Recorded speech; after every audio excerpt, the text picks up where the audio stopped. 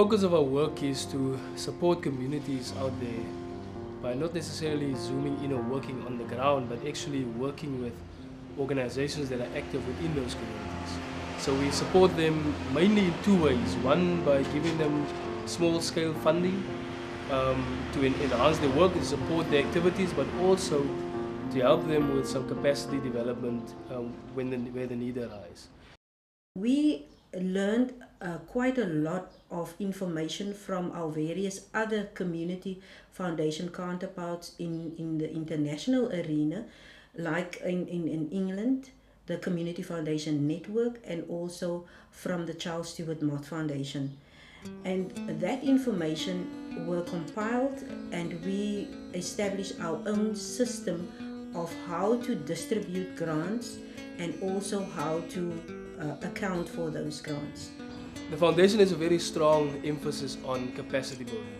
Under that theme lies the development of leaders of the future. We would encourage leaders of organizations to come and attend training courses at the foundation, or we actually take the training courses to the communities.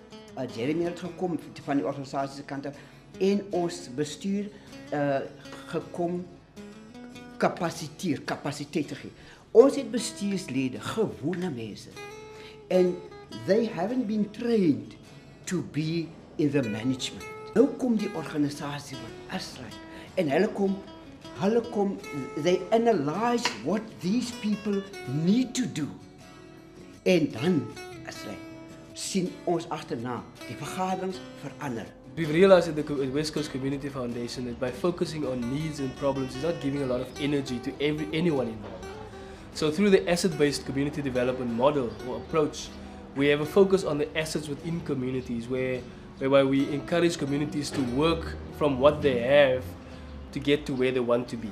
Now can you use what you have as leverage to then get more opportunities into your communities? Our grant-making project over the last 2 years is focused very much on supporting young children or school-going children who are struggling with some kind of a disability. So last year we funded 2 young children, one from a high school and one from a primary school, who as we call under our project, learners with special educational needs. Our grant project also supported a boy with a hearing aid. He was struggling at school because he didn't have a hearing aid. So the foundation saw it fit to make a donation to his family for him to buy a hearing aid because the family is struggling as well. Marcel Rousseau kon 'n gehoorapparaat kry. Hy was vir 'n hele lang tyd sonder 'n apparaat en daar kon geen spraakontwikkeling of leer plaasvind nie. En die vordering wat daar gebeur het sedert hy sy gehoortoestel gekry het, is merkwaardig. So through the My Machine project, we've realized that we can encourage young children to dream again. Because what we have found in our country is that such a lot of young people leave school because they might not fit in academically or otherwise. So the important thing that we saw a niche in is to get young people to dream about machines that ultimately can be built. The initiative of the Youth Bank is that youngsters come up with fundraising initiatives in the community where they will then administer money that will go for projects in the community. Ons begin met dit en dan gee ons onmiddellik gees op. Maar hier het ons jong mense het nou kans om ons eie ding te doen, deurdat ons fondse in te samel, ons eie funksies te reël en fondse in te samel en op so 'n manier ons behoeftes aan te speel. What we found is that children or people in our country from different racial backgrounds or class backgrounds don't interact or socialize at all. So the South African Youth Leaders Network is one of the projects that the West Coast Community Foundation feel really strongly about supporting. We are hosting this network and we want to really make sure that we keep going and supporting the development of the network. All these organizations have an interest in young people. So we've had events where they're playing soccer as a tool, and then our main theme in all these events was managing diversity.